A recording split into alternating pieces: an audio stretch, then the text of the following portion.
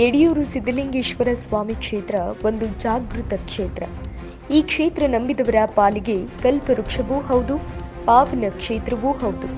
ಶ್ರೀ ಕ್ಷೇತ್ರದಿಂದ ಸುಮಾರು 2 ರಿಂದ 5 ಕಿಲೋಮೀಟರ್ ದೂರದಲ್ಲಿರುವ ಕೋಡಬತ್ತಿ ಸಮೀಪ ನೀರು ಸರಬರಾಜು ಕೇಂದ್ರದ ಬಳಿ ಶೇಷ ಮಾರ್ಗೋನಹಳ್ಳಿ ಜಲಾಶಯಲ್ಲಿ ಮುಳುಗಡೆಯಾಗಿರುವ ಸ್ಥಳವೇ ಗವಿಮಠ.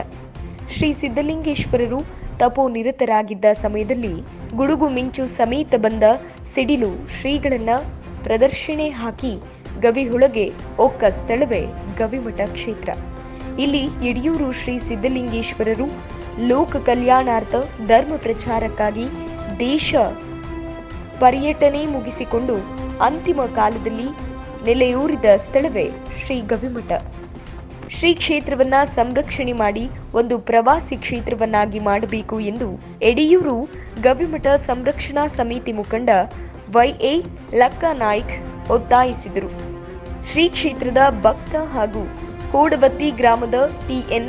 ರವಿಕುಮಾರ್ ಮಾತನಾಡಿ, ಈ ಕ್ಷೇತ್ರವನ್ನ ಸಂರಕ್ಷಿಸಿದ್ದೇ ಆದಲ್ಲಿ ಇದೊಂದು ಯಾತ್ರಾ ಸ್ಥಳವೂ ಪ್ರವಾಸಿ ತಾಣವೂ ಆಗಲಿದೆ.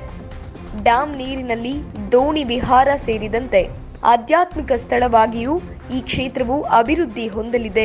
ಈಗಾಗಲೇ ಸರ್ಕಾರ ಮಲೆಮಹದೇಶ್ವರ ದೇವಾಲಯದ ರೀತಿಯಲ್ಲಿ ಇದಕ್ಕೆ ಒತ್ತು ನೀಡಿ ಅಭಿವೃದ್ಧಿಗೊಳಿಸಬೇಕು ಎಂದು ಒತ್ತಾಯಿಸಿದರು. ಈ ಸಂದರ್ಭದಲ್ಲಿ ವೈಜಿ ಮಾಜಿ ಗ್ರಾಮ ಪಂಚಾಯಿತಿ ಸದಸ್ಯರು ಕೃಷ್ಣಮೂರ್ತಿ, ವೈ.ಟಿ. ಪ್ರಕಾಶ್, ಸಿ.ಎ. ಶಿವಶಂಕರ್, ಸರ್ವೇಶ್ ಸೇರಿದಂತೆ ಇತರರು ಉಪಸ್ಥಿತರಿದ್ದರು. ಮತ್ತು ಪ್ರವಾಸಿ ತಾಣ ಇರ್ತದೆ ಮತ್ತು ಇದರಲ್ಲಿ ಆಧ್ಯಾತ್ಮಿಕ ಜೀವಿಗಳು ಎಷ್ಟೋ ಜನ ಬಂದು ಇಲ್ಲಿ ನಾವು ಪ್ರಚಾರ ಮಾಡಿದ ಮೇಲೆ ಸಾಧು ಸಂತರುಗಳು ಸ್ವಾಮೀಜಿಗಳೆಲ್ಲರೂ ಬಂದು ಅಲ್ಲಿ ತಪಸ್ ಮಾಡಿದ್ದಾರೆ, ಧ್ಯಾನ ಮಾಡಿಕೊಂಡು ಇದನ್ನು ಮಾಡಿದ್ದಾರೆ. ಅದರಿಂದ ಇದನ್ನು ಸಂರಕ್ಷಿಸಿದ್ದೇ ಆಯಿತು ಅಂದರೆ ಇನ್ನು ಸುಮಾರು ಈ ಕ್ಷೇತ್ರ ಪಾವಿತ್ರತೆಯನ್ನು ನಾವು ಕಾಪಾಡಿದ್ದಾಯಿತು ಅಂದರೆ ಸಂಪೂರ್ಣವಾದ ಒಂದು ಯಾತ್ರಾ ಸ್ಥಳ ಆಗುತ್ತೆ ಮತ್ತು ಪ್ರವಾಸಿ ಸ್ಥಳ ಆಗುತ್ತೆ ಅಂತ ನಾವು ಕೇಳ್ಕೊಳ್ತಾ ಇದ್ದೀವಿ. ಇದ್ರ ಕಡೆಗೆ ಸರ್ಕಾರ ಮತ್ತು ಈ ಬಗ್ಗೆ ಸಾಮಾಜಿಕ ಕಳಕಳೆ ಮತ್ತು ಧಾರ್ಮಿಕ ಕಳಕಳೆ ಇರ್ತಕ್ಕಂಥ ವ್ಯಕ್ತಿಗಳು ಭಾಗವಹಿಸಿ ಮುಂದೆ ನಿಂತು ಇದನ್ನು ಸಂಪೂರ್ಣ ಸಂರಕ್ಷಿಸೋಕ್ಕೆ ಹೋರಾಟ ಮಾಡಬೇಕು ಅಂತ ನಾವು ಕೇಳ್ಕೊಳ್ತಾ ಇದ್ದೀವಿ. ಅದೇ ರೀತಿ ನಾವು ಪ್ರತಿ 11 ವರ್ಷದಿಂದ ಈ ಪೂಜೆ ಪುನಸ್ಕಾರ ಮತ್ತು ನದಿ ತುಂಬಿ ಅಂದ್ಬಿಟ್ಟು ಪರ್ಜನ್ಯ ಹೋಮ ಎಲ್ಲ ಮಾಡ್ಕೊಂಡು ಬರ್ತಾ ಇದ್ದೀವಿ. ಹೋದ ಸರಿ ನಾವೊಂದು ಸ್ವಲ್ಪ ಹುಷಾರು ತಪ್ಪಿರೋದ್ರಿಂದ ನಾವು ಹೋದ ಸರಿ ಒಂದು ಮಾಡೋಕ್ಕಾಗಲಿಲ್ಲ. ಆದ್ದರಿಂದ ಈ ವರ್ಷ 25 ಇದೇ ತಿಂಗಳು ಅಂದರೆ ಜುಲೈ 25ನೇ ತಾರೀಕು ಗುರುವಾರ ಕಾರ್ಯಕ್ರಮ ಹಮ್ಮಿಕೊಂಡಿದ್ದೀವಿ. ಆ ಕಾರ್ಯಕ್ರಮಕ್ಕೆ ತಾವು ಬರಬೇಕು, ಹೆಚ್ಚಿನ ಜನಕ್ಕೆ ಇದನ್ನು ವಿಚಾರ ಮುಟ್ಟಿಸ್ಬೇಕು ಅಂತ ನಮ್ಮ ಯಡಿಯೂರು ಪರವಾಗಿ ತಮ್ಮಲ್ಲಿ ಹೇಳಿ ಸರ್.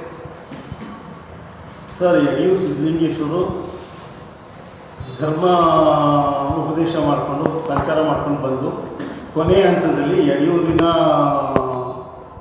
ಗವಿಮಠ ಅನ್ನೋ ಸ್ಥಳದಲ್ಲಿ ನೆಲೆ ನಿಂತಿದ್ದು. ಅಲ್ಲಿ ಅವರು ಪವಾಡ ಪುರುಷರಾಗಿರೋದ್ರಿಂದ ಮತ್ತು 701 ಷಟ್ಸ್ಥಳ ಜ್ಞಾನ ಸಾರಾಮೃತ ಅಂತ ವಚನ ರಚಿಸಿದ್ದಾರೆ. ಅದನ್ನೆಲ್ಲ ಸಂಪೂರ್ಣ ಮಾಡಿ ನೆಲೆ ನಿಂತಹ ಸ್ಥಳ ಅದು. ಆ ಸ್ಥಳದಿಂದ ಆನಂತರ ಯಡಿಯೂರು ಸಿದ್ದಲಿಂಗ ದೇವಸ್ಥಾನದಲ್ಲಿ ಜೀವಂತ ಸಮಾಧಿಯಾಗಿದ್ದಾರೆ. ಈಗ ಆ ಸ್ಥಳದಲ್ಲಿ ಒಂದು ಸುರಂಗ ಮಾರ್ಗವೂ ಇದೆ. ಆ ಗುಹೆ ಮತ್ತು ಇವರು ವಾಸ ಇದ್ದಂಥ ಮಠ ಗವಿಮಠ ಅವೆರಡೂ ಸಹ ನೀರಿನಲ್ಲಿ ಮಾರ್ಗನಲ್ಲಿ ಇದೆಲ್ಲ ಶಿಂಷ ನದಿ ಮುಳುಗಡೆ ಆಗಿದೆ. ಅದನ್ನು ಕೂಡಲ ಸಂಗಮದಲ್ಲಿ ಯಾವ ರೀತಿ ಸಂರಕ್ಷಿಸಿದ್ದಾರೆ ಸಂಗಮೇಶ್ವರ ಟೆಂಪಲ್ನ, ಆ ರೀತಿ ಇದನ್ನು ಸಹ ಸಂರಕ್ಷಿಸಬೇಕು. ಮತ್ತು ಇದು ದಡದಲ್ಲಿರೋದ್ರಿಂದ ಹೆಚ್ಚಿನ ಖರ್ಚು ಸಹ ಇದರಲ್ಲಿ ಏನಾಗುತ್ತದೆ. ಅದಕ್ಕೋಸ್ಕರ ಇದು ಮತ್ತೆ ಕೇರಪೇಟೆಯಲ್ಲಿ ಮಲೆಮಹದೇಶ್ವರರು ಪ್ರಥಮದ ಸಾರಿ ಬಂದಾಗ ಲಕ್ಷ್ಮಣ ತೀರ್ಥ ಮತ್ತು ಹೇಮಾವತಿ ಹಾಗೂ ಕಾವೇರಿ ನದಿ ತ್ರಿವೇಣಿ ಸಂಗಮದಲ್ಲಿ ಬರ್ತಾರೆ. ಅಲ್ಲಿ